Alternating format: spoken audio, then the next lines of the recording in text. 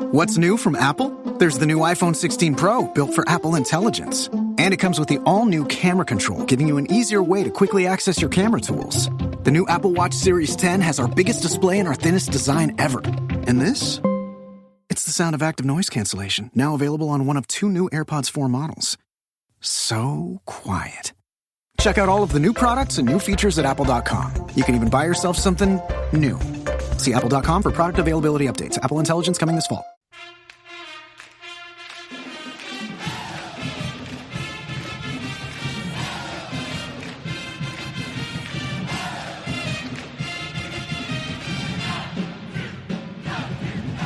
Hello, Duke fans, and welcome to episode number 60 of DBR Bites of the Duke Basketball Roundup.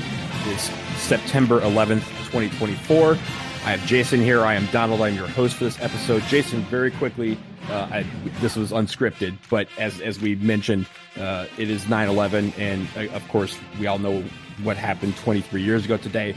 Sending everything, all the thoughts and prayers still continue to be with the families of everybody who was affected directly by this, and also those who were affected indirectly. My man, Ted Adderley, a friend of mine, was in the North Tower. So this is something that I always like to do every single 9/11 is to try and remember him and all the other victims. But Jason, sorry for that kind of, melancholy intro, but Jason, take it away. And I think all of us reflect on 9/11, at least partially, and how we personally experienced it. As I've mentioned on this podcast before, I was obviously at CNN that day and was one of the lead producers and was actually in the control room calling the live shot, running our coverage, running our air when the second plane hit the World Trade Center, which to me is the moment that transformed the world. When it was one plane, we sort of didn't know what was going on. We thought it was a terrible, tragic accident. And I was there and I was in charge, so to speak, when all that changes and you realize that this is an intentional attack. Every September 11th, I remember so many things about that day really, really vividly. And the other thing I remember vividly, and it chokes me up to this day, I just always think about the firefighters, the guys who went rushing in, knowing that they probably would never come back out. And we don't talk about heroes enough. We idolize our sports personalities and such. There are true heroes out there in the world, and we should think about them more than we do. Absolutely. And, Jason, I was at Duke when it all went down. When it happened, my dad was actually here in Washington, where I live now. He was at the Capitol on his way to the Pentagon.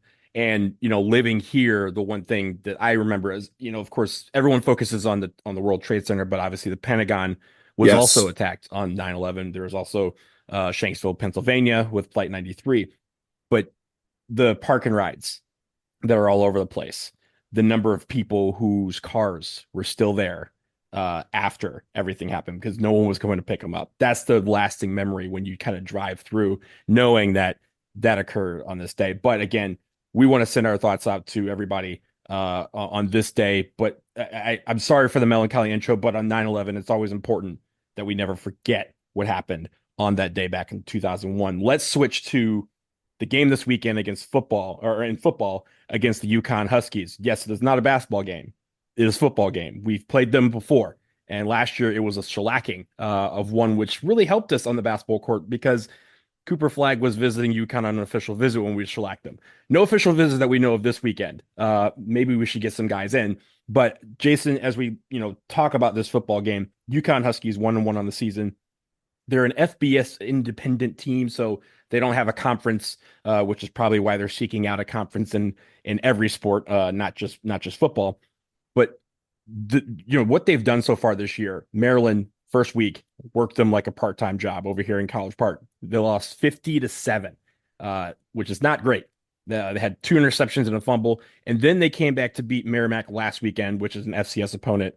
Again, FCS independent meets FBS independent. I know you're writing this down to figure out all these acronyms. Just know that both teams don't have homes in conferences, and they played each other last week. But Jason, as we get into to UConn, talk about what you see from their offense and defense, and what you think this game is going to look like this weekend. Yeah. So first of all, I'm just going to go ahead and say that I don't think UConn is a team that really is good enough to compete with legit power conference clubs at this point. That loss to Maryland you mentioned was 50-7. It should be noted that Maryland is basically a middle of the pack, middle third or so, maybe lower third of the Big Ten team. This is not a powerful Big Ten club. And again, the score is 50-7. And it'd be easy to go, okay, they had a bad week, then they had a good week when they walloped Merrimack. 63-17 is just a ridiculous score. But Merrimack is terrible.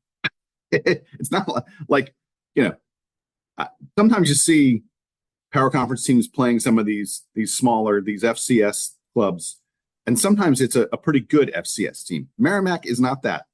Jeff Sagarin ranks 260 teams in all of college football, both Division I and 1AA, both FBS and FCS.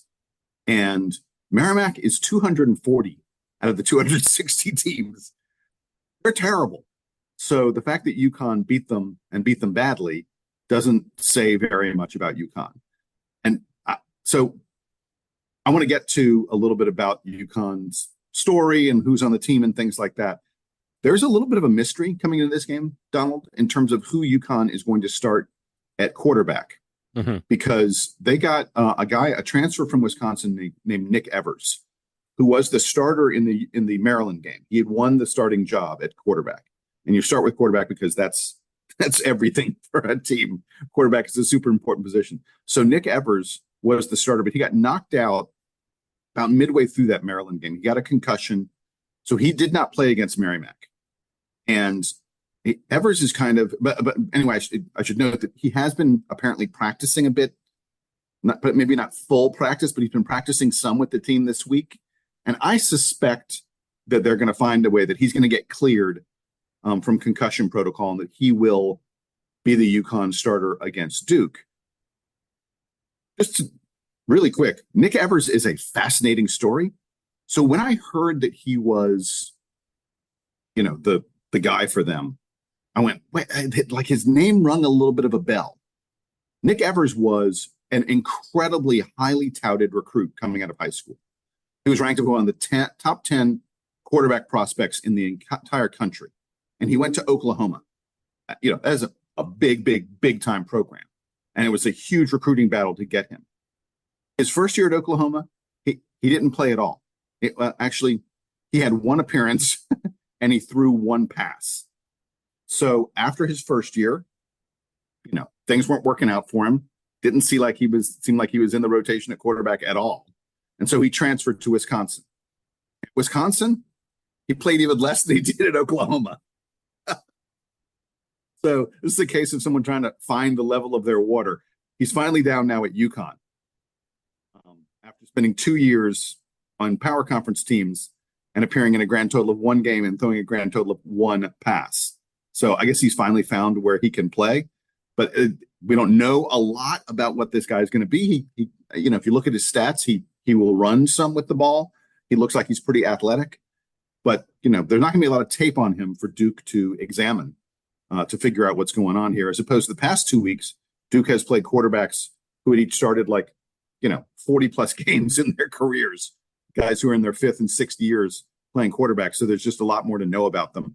But it's worth noting that, you have to wonder a little bit if Nick Evers, a little bit nervous, a little bit, uncertain of what to do because he is not a very experienced quarterback, at least in terms of playing.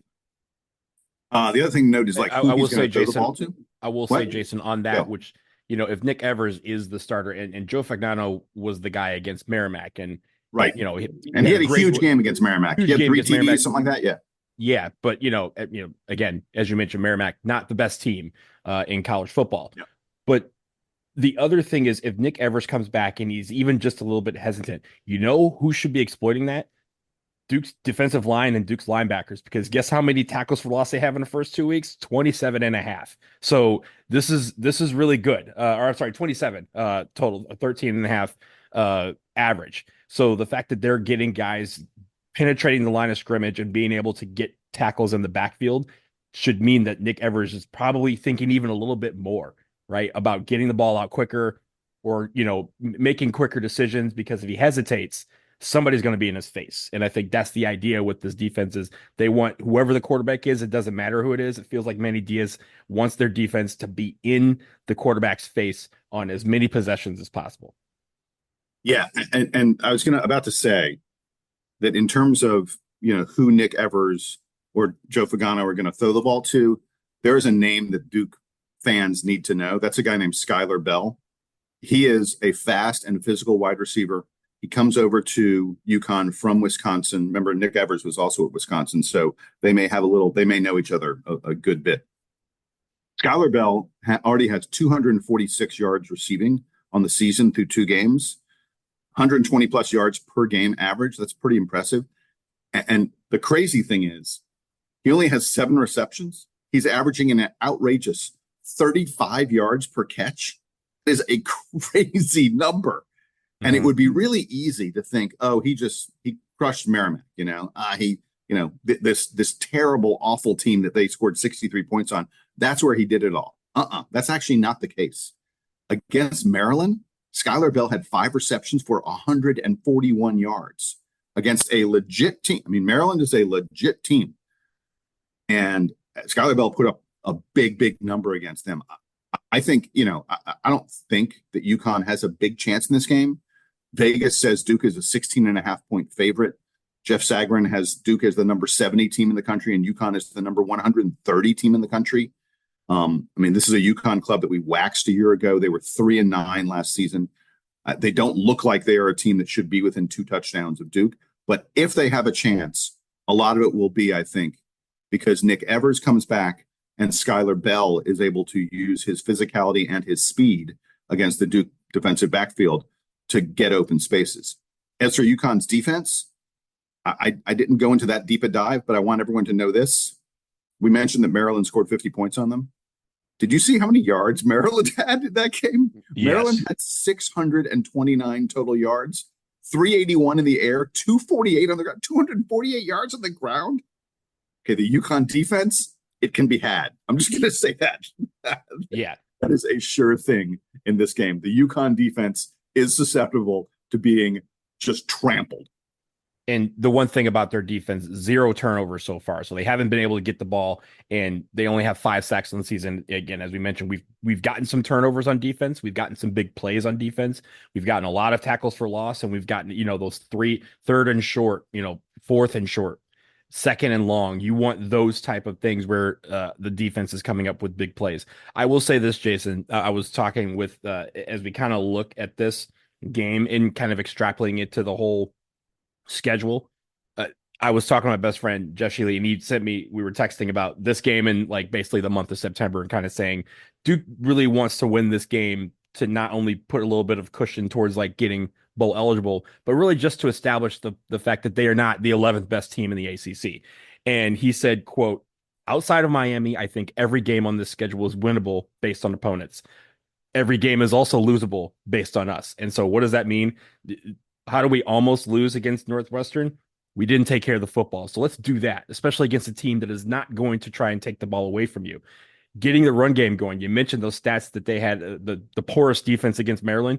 We want to mimic that, right? Being able to establish a run game. And I know there's going to be some changes to the run game with Jeremiah Halsley out. Jacquez Moore, we don't know if he's going to be back on Saturday. Let's assume for a fact that he's not. That means, Star Thomas is going to step up. And can we get, those guys over 150 yards total rushing? That would be great. And then also being able to throw the ball downfield. I know UConn's going to try and do it. They already have completions of 60, 50, 44, and 39 yards on the season. Most of that, yes, was against Merrimack. But that's still, again, a team that wants to throw the ball downfield. But guess what? We have Malik Murphy, and he likes to do that too. He's going to try, especially in the friendly confines of Wallace Wade Stadium, try and throw the ball downfield, get those big plays, and kind of make the defense have to stretch out ever so much more so that, again, the ground and pound game can go. And Star Thomas, who, again, I thought showed some flashes of what he can do. Can he break one? If he can break one for 20, 25 yards, It's going to put a lot of pressure on UConn, and I think that's pressure they will not be able to overcome. Yeah. Hey, my last thing about UConn is this, and I think we know this when we played them last year, that they are coached by Jim Mora Jr. He's not technically Jim Mora, the son of the original Jim Mora. He was, of course, head coach of the Falcons, the Atlanta Falcons, 20 years ago. He took them to the NFC Championship game.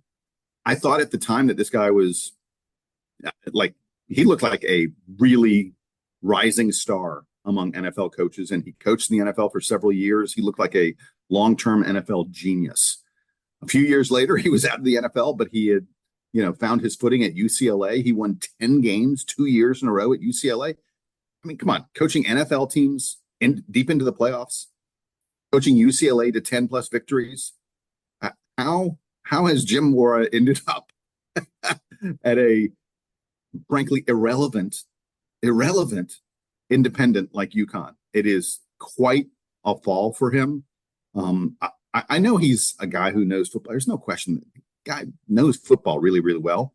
But it's just every time I notice that Jim Mora is coaching UConn and that UConn is just, floating in the wilderness with no conference and little relevance, I'm like, God, how does this happen to this guy?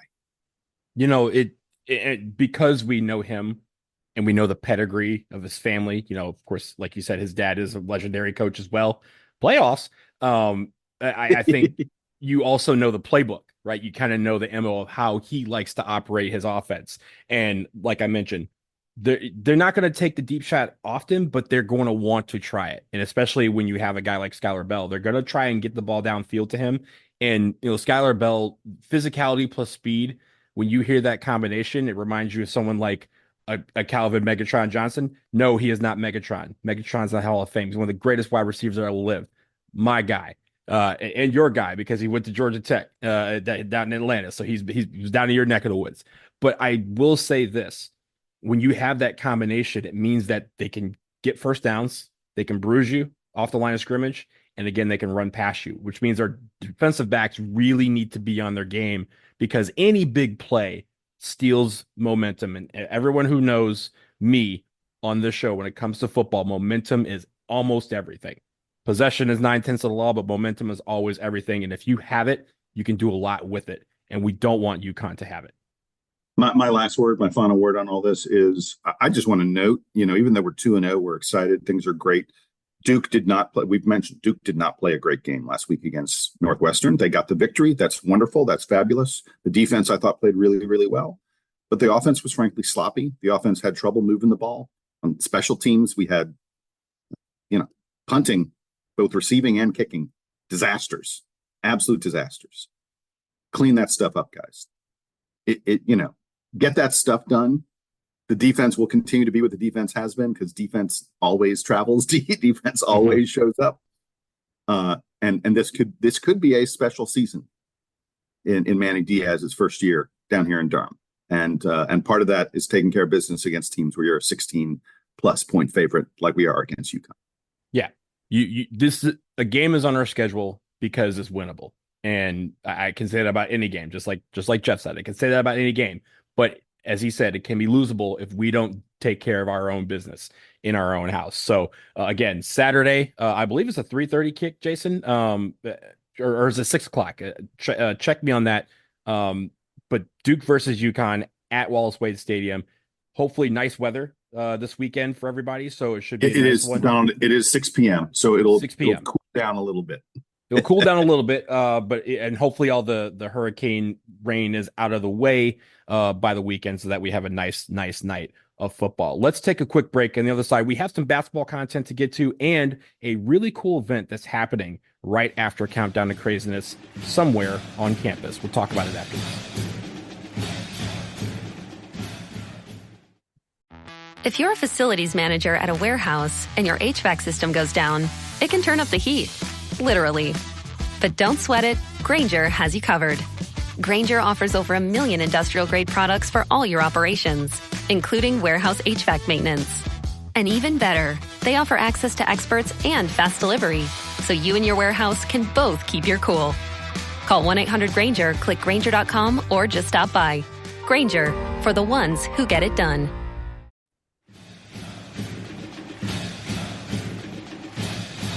We are back. And Jason, I know, a couple weeks ago when Countdown to Craziness was announced, you mentioned that you were going to be in the building for that game, or at least that scrimmage.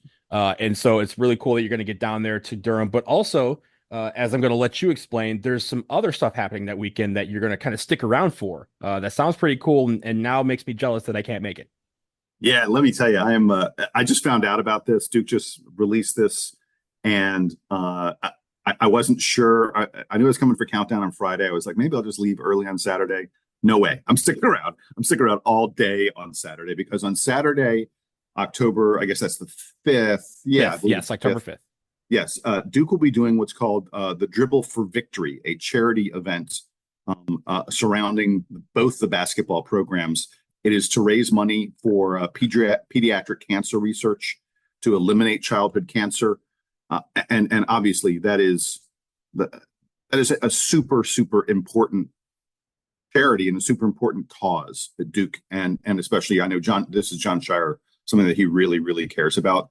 And it's great that Duke is doing this. Basically what you do is you agree to pay a small fee. I believe it's $30. I've already signed up to take part in this event. And you check in right next to, sort of right in between Cameron and Wally Wade, and they have a whole event where everybody you do this whole dribbling course. I can't show it to you on a podcast, but there's a map of everybody's gonna have a basketball, and you dribble around, and you're there with both the women's and the men's basketball teams, and you dribble sort of around part of Duke's campus. You go up by the track stadium, and you go behind the soccer stadium and stuff, and all around like the intramural building and such, and then you end up right back in front of Cameron and Wally Wade. It seems like a heck of an event, a really fun fundraiser. And it includes, in addition to, dribbling and all the other kind of stuff, you also get to watch a women's practice. You get to, hang out, sort of mingling in the crowd with the women and the men. And then there's food, barbecue, North Carolina barbecue. I'm like, yes, please sign me up. And then the last thing is there will be an open men's practice. Everyone who participates in this event will be allowed to attend the open men's practice. Duke has done these kind of open practices in the past for people who've made donations to the Duke Children's Hospital. Now they've sort of adapted it, and it's specifically donations towards eliminating childhood cancer. Like I said, I've already signed up. In addition to your sign up, you can make a donation, and I'm still contemplating exactly how long. I'm thinking about a fairly decent donation that I want to make, but I want to put this challenge out there for all of our listeners. If you go to the website for Dribble for Victory, to the Duke website, and you can Google that very easily. It's a complicated URL. We'll throw it in the show notes as well, so people can click on it. Yeah, we can put it in the show notes so people will have it. But if you go to the Dribble for Victory Duke page, and you want to make a donation to this important cause of battling childhood cancer, or if you want to sign up to be there and make a donation in addition to being there, they have an option where you can choose to join a team, because part of the idea behind this fundraising plan is let's build teams and we'll have a little competition, stuff like that. There is a Duke basketball roundup team that I have set up that I dearly hope folks will contribute and be a part of our team, and that maybe we'll get lucky and they will recognize us in some way, and I'll get to go shake John Shire's hand or something silly like that. But I bring it up not because I want to win the team competition. That'd be great. Don't really care about that much. What I care about is people going and supporting an important cause, a cause that is meaningful to the Duke basketball program, both the men's and the women's programs. And I hope folks who are able to be in the area on Saturday, October 5th, come on down and do this. I think, first of all, it's a great event with kids. Unfortunately, both my sons are too old to attend this, but probably a really fun event for children, and also a fabulous chance to see both the teams practice, to get a little hint at what the season has to give to us. I mean, this comes the day after Countdown. We're going to get, I'm going to get a snippet of the teams scrimmaging on Countdown. I'm going to then get to watch them in practice, and I'm sure they will scrimmage some of that practice as well. So I'm super looking forward to this weekend of getting to know what I think is a really competitive, really interesting, and potentially very, very special Duke basketball team. I'm going to get as good a preview as you'll ever get by having 2 days of doing that at both at Countdown and at the Dribble for Victory event the next day. So, Jason, two things. One, you mentioned the dribble map thing that you're doing. You have to kind of dribble a ball around like in a scavenger hunt style event. Here's the first thing I need you to do: work on your handles. Between now and October 5th, 10,000 dribbles a day, sir. You cannot embarrass us. Second, and this is a PSA to you and anyone else that goes out there. You know how they go to the zoo and they say, "Do not feed the animals." Jason, do not cross up the basketball players. Don't do that. So when you get your handles back, don't show them what you've learned. Let them stand straight and you cross up some kids or something like that. We don't need them. We don't need them injured because Jason Evans decided he was going to channel his inner Allen Iverson during this little scavenger hunt. By the way, you mentioned the dribbling. If you make a $150 donation, they give you a special Duke Dribble for Victory Cancer basketball that you're able to use at the event. And you don't have to attend the event to get this special basketball. They have different levels for things. 150 is a basketball, 250 is a basketball and a Duke hat. At $500, you get in a lottery to win 4 tickets to a men's basketball game. And if you feel like giving $1,500, you get a Duke basketball jersey signed by John Shire. That's not a bad way. Pretty good. Yeah. For charitable dollars. And I will say, you mentioned the Pediatric Cancer Research Foundation. Also, it's benefiting the V Foundation for Cancer Research. Of course, Coach K sits on the the executive board. Yes. That foundation has for basically since its founding, and then Duke Children's Hospital is also involved in this. So it's a lot of different charitable organizations that are coming together for this. And first of all, I think that's great. And I think also your money is going to benefit cancer research that can really, really help, down the line. So again, October 5th, we will put the information in the show notes and on the article that we usually have up on the DBR. I think, Jason, you've already posted something in the DBR, in the Duke Basketball Report forums about this. I have, so yes. People can go there and there's a link that you can sign up and join our team. Let's see how much money we can raise in the name of pediatric cancer research. So again, Jason, thanks for spearheading that. And again, don't let us down with the dribbling part on October 5th. And the other thing is, I'll be there in Durham, and I'm looking forward to meeting fans of the podcast, people who just want to connect. I'll make sure we figure out a way that we can all get together and dribble together and not knock over Isaiah Evans or anybody like that. Yeah. Again, cross each other up, not players off limits. That's exactly both the men's and the women's players. So, Jason, let's switch because we still have a little bit of content left to discuss. First of all, Duke Blue Planet, their new episode came out last week, and it's episode 2. And this one was the fun one. They're all fun, but this one was it felt like it was super fun because it was the reunion of all these guys from the Brotherhood, all these former past players who come back for to a weekend, baby. Weekend. For an alumni weekend. I mean, everyone from Shane Battier all the way down to our most recent rookie, Jared McCain, all came back. And it's a lot of fun because you get to kind of see them interact with each other. Some guys obviously played on the same teams. Some guys didn't, but that camaraderie is exactly what the Brotherhood is all about. Jason, as we look at, and then there was also practice stuff, but I want to focus on one thing that I thought was really cool about this episode. It inadvertently turned into a Common Malawatch episode in a great way. Yes, it did. Yeah. First off, it starts with Derek Lively working out with Common Malawatch, partway through the episode. And first of all, Derek Lively, I hope you are playing in the NBA for 27 years. And then your 28th year, you become a coach, because what he was doing was actually really cool. He was kind of showing him what it means and what he has to do for Common Malawatch to be successful at the next level, which is, of course, what he aspires to do.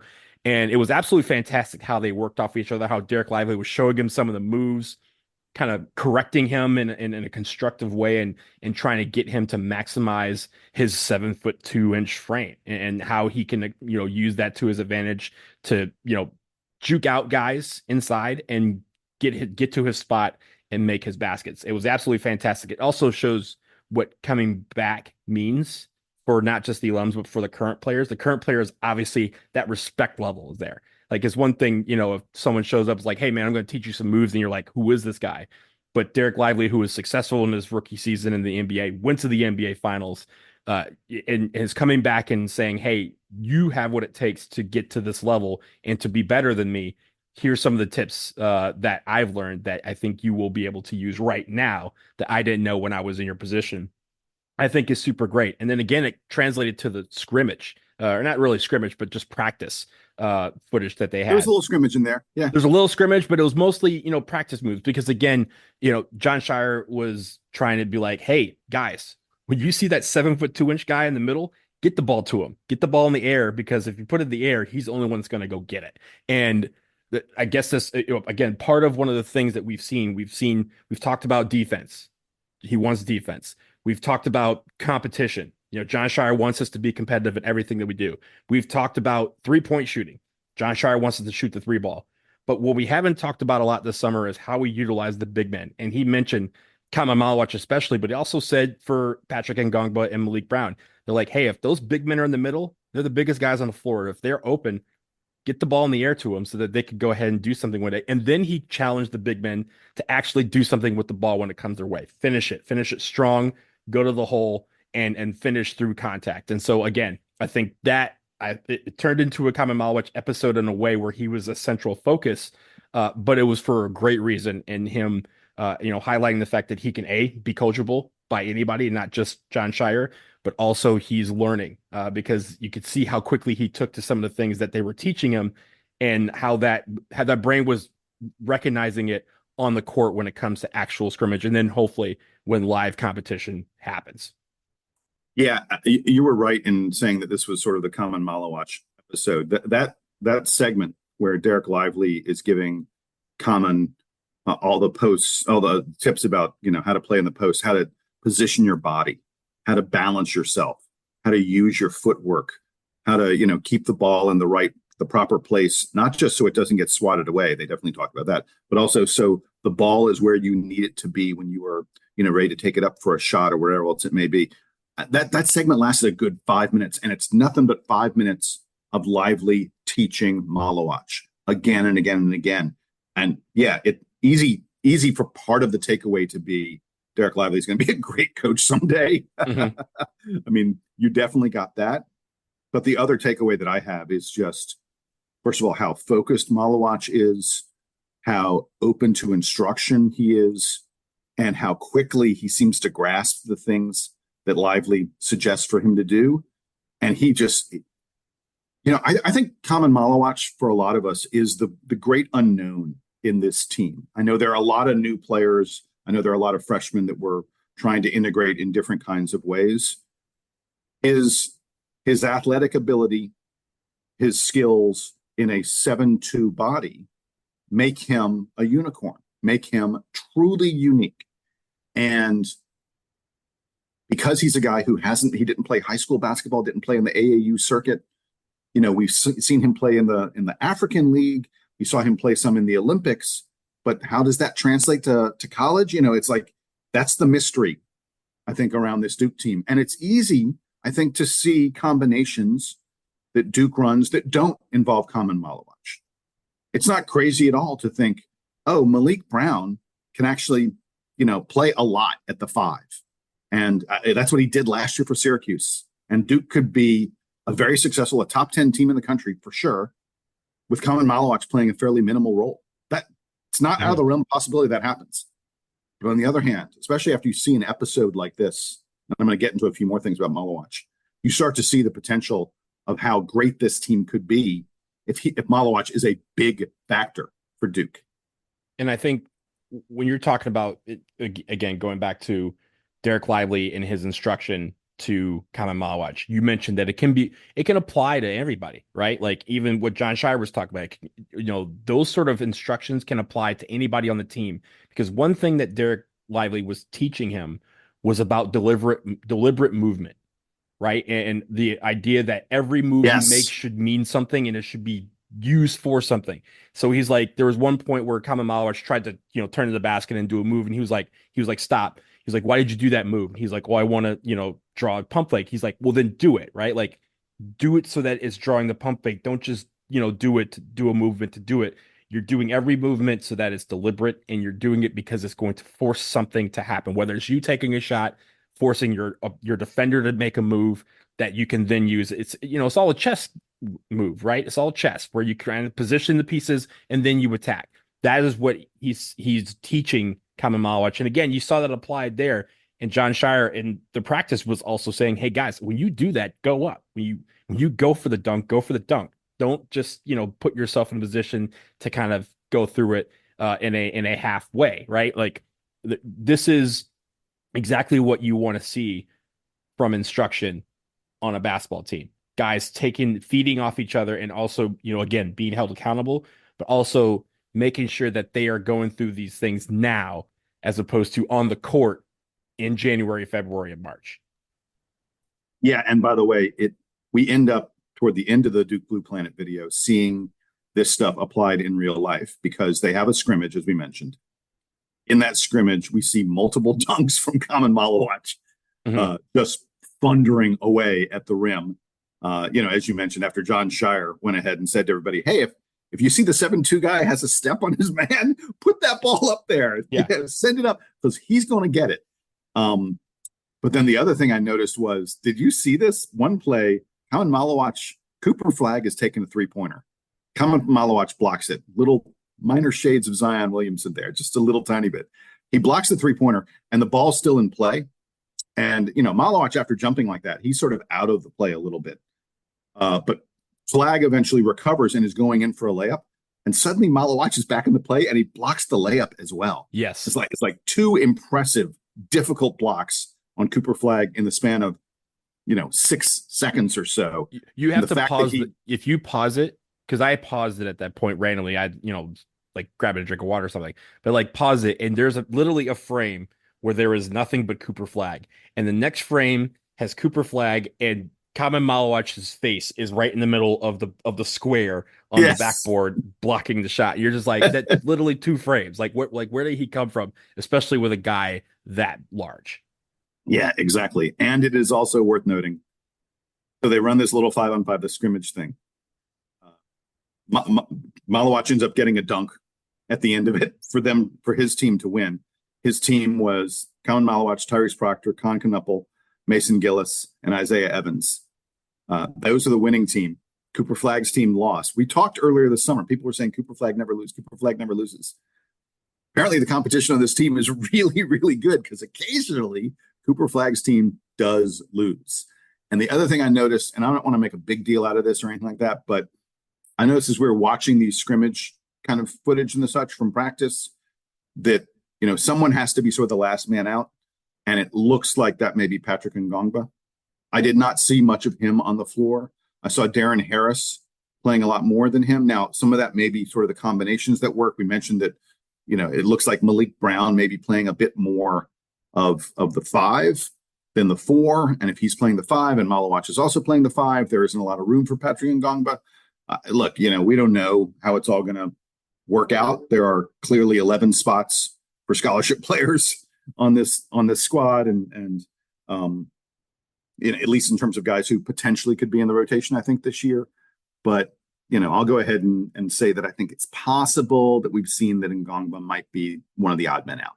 See, I don't think that, and the reason why I don't think that, at least as of now, is because there's kind of a bit of an explainer in this from John Shire. He mentioned the fact that he had to learn. The team had to learn how to play without certain players, and now they have to learn how to play with certain players. He mentions both Malawach and Darren Harris. And Harris, yeah. Yeah, so Malawach was probably playing a little bit more because, as he mentioned, he was at the Olympics for a month and a half, so they didn't get a chance to really learn how to play with him. Darren Harris was out with the broken hand all summer, and so he's just getting back up to speed. So maybe it was, hey, today I need to focus on how these guys can mesh with others on the court. So, again, we love over speculating and over analyzing, these pieces. So please keep putting them out. First of all, Duke men's basketball, we love you. But I also think, again, it's great to know that, some days we may see some guys that are getting what seemingly means all the minutes, all the basketball, all the airtime, and then they're going to be disappearing in some episodes because that's just how this team is probably going to function, at least for the first couple of months of the season, until we get down into the nitty gritty of that season and kind of figure out who our go-to people are. So again, great episodes. They usually come out, I think they start coming out once every week and a half or so now as we get closer to the season. They kind of dropped two of them almost back to back, but Donald, I can't believe you were about to wrap things up and you didn't mention Trevor Keels and DJ Stewart getting their Brotherhood gear. Oh my gosh. Well, yeah.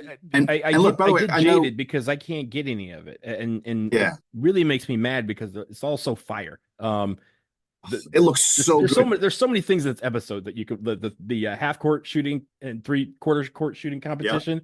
Hey, we got Dante Jones talking about the push-up dunk. Yes. Greatest dunk in Duke history, I think, the push-up dunk. But the thing I was going to mention about that Brotherhood gear they got, did you see the shirt they had that had an NBA logo with a I seen it. I seen it. I saw a sneak peek of it a couple weeks ago because somebody was just wearing it in like a picture or something like that. And I was like, what's that? And I literally did some sleuthing like on the internet immediately. And I was like, it took me 5 seconds to realize it was some custom gear. Jason, take me back to 1980, like 1983. Make me 7'2" so that I can go to the NBA and get some of this stuff. Exactly. Just so folks understand, it's an NBA logo, but the Jerry West, the guy who is the logo, his head has been replaced by the Blue Devil head. It's so amazing looking. Yeah. I am dying for this, but I have a feeling you have to have collected an NBA paycheck in order to get one of those. So unfortunately, I do not qualify. It does say the most exclusive gear on the episode. That Brotherhood gear is fire. It's absolute fire. Just give us one. We're not asking for all of it. Like, and the thing is, Jason, I think they listened to the masses because remember they had the Brotherhood jerseys. They're like, we're never releasing these. Only the team's going to be wearing these. And then they gradually released one. Then they gave us another one. So maybe this year we're getting another one. Like we'll only time will tell. The new gear is not out yet in the stores, but when it is, it's going to be fire, and you should probably get that. Jason, before we get out of here, I did want to mention another podcast that happened yesterday. Shane Battier was on a podcast. No, I'm not talking about the Brotherhood podcast. He was also on that. So you need to go listen to that. I have a lot of stuff to catch up from the weekend. But Shane Battier is part of a trio of guys who have put out a brand new podcast called Glue Guys. Shane Battier, former NFL quarterback Alex Smith, and Ravi Gupta, who's one of my friends from Duke. He went to Duke with me and is on this podcast as well. And the podcast dives into what they call the unsung heroes of life, people, moments, and lessons that keep us grounded and moving forward. So their first episode just dropped yesterday. It's another one you can add to your rotation of Duke podcasts after, of course, you listen to this episode. But really, really cool to see. First of all, Shane literally can do anything. He could read the phone book on this podcast and people would listen. But I think it's going to be a nice, different change, right, of them talking about certain aspects of life that we don't necessarily get on other Duke shows. Yeah, look, Shane Battier, dear friend of the podcast. He's appeared on with us multiple times. Yes, I'm planning to finish Return to Glory at some point. I've actually got some time off next month where I think I'm going to work on it. But in any event, I'm thrilled to see Shane out there talking to the public more and spreading the wisdom of his years of being a glue guy and being one of the ultimate glue guys in the NBA. Won multiple titles, was on some very, very successful teams, and knew that his role was not to be the star. His role was to be the glue. And you need some glue to hold everything together. And it's funny, we say that about Shane Battier, one of the greatest, in my mind, one of the greatest college basketball players of all time. He was a star and in a glue person at the same time. For sure. So, like, how many people are able to say that about their career, either in the pros or in college? But again, it's called Glue Guys. Go get it or go listen to it after you finish this, which we are going to sign off, so you can go ahead and do that. This has been DBR Bites episode number 60. For Jason Evans on the Jersey Shore, I'm down the line. Thank you so much for listening. We will be back very, very soon, probably after the weekend, to recap football and any other news that comes our way. But until then, here's the Duke Band to keep you company as they play us out and take us home. Hey, don't forget, sign up to be a part of Dribble for Cancer.